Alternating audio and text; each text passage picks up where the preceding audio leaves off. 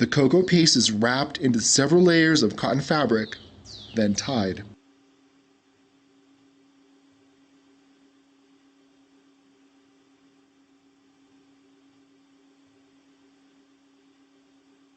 Because of the need for dexterity while working with the cocoa butter press, combined with the high risk for the gloves tearing and exposing microorganisms that build up in the moist environment in the gloves, some processes have been HACCP certified for non-glove use and frequent hand washing.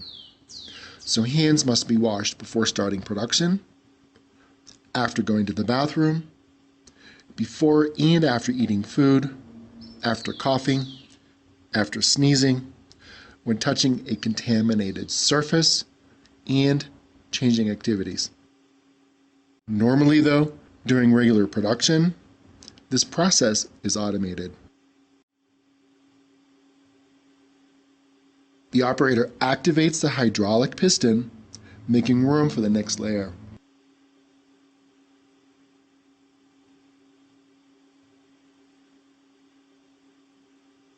The operator loads 6 layers of warm cocoa paste. After loading the last layer of liquid cocoa paste, the hydraulic press presses the cocoa paste and the cocoa butter is extracted.